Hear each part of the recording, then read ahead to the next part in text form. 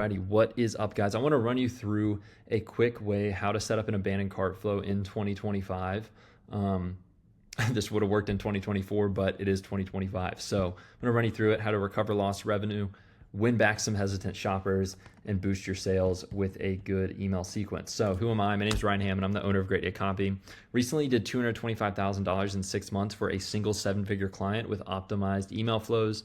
I do full Klaviyo management and optimized email implementation for your brand. So why abandoned cart flows matter? 70% of carts are abandoned in e-commerce. Without a flow, you're going to lose thousands in missed orders. And abandonment flows bring shoppers back exactly where they left off and recover that revenue.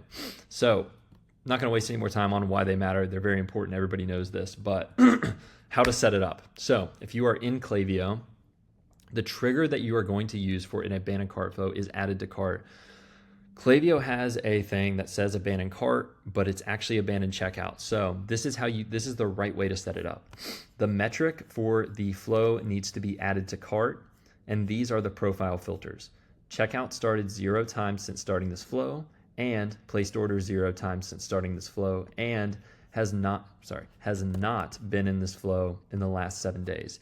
If your deliverability is bad and you're worried about sending too many emails, you could do has not been in this flow in the past 14 days or 21 or even 30 days. But if your deliverability is good, 7 days should be fine. So email number 1 is going to be a dynamic reminder. I'm going to show you exactly what this looks like with an example here in a second.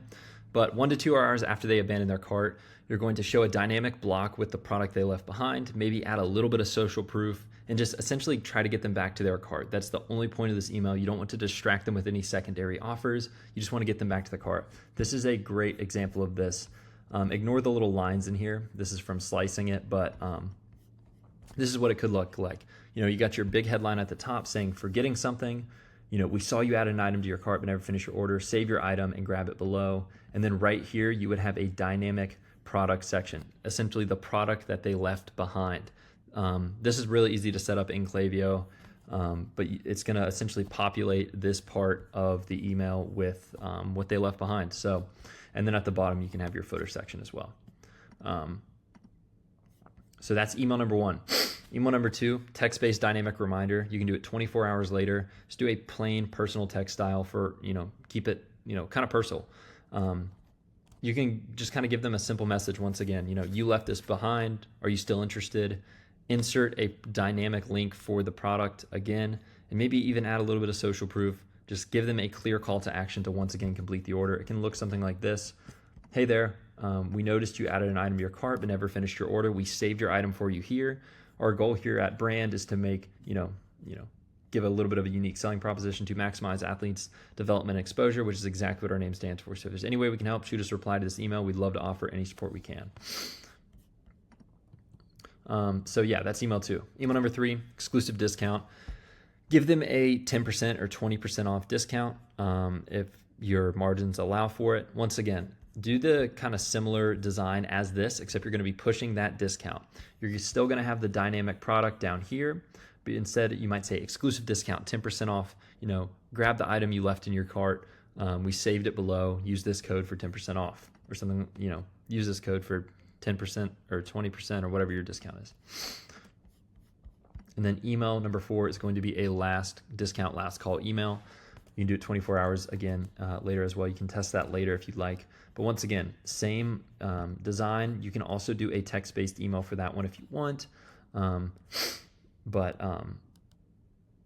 email number 4 is going to be pretty much the same design. Just let them know it's the last email they're going to get.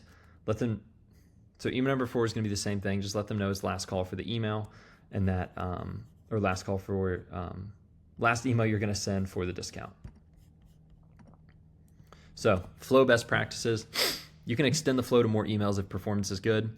A lot of brands have 4 to 8 emails in a cart abandoned flow. So if performance is really good, add more.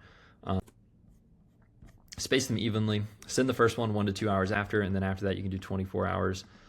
Always use dynamic blocks. If you're sending a graphic-based email, show them the product they left behind. That's going to increase conversions. If you're using a text-based email, leave a link to the product they left behind. Social proof builds trust. Always throw in social proof where you can. It's never going to hurt.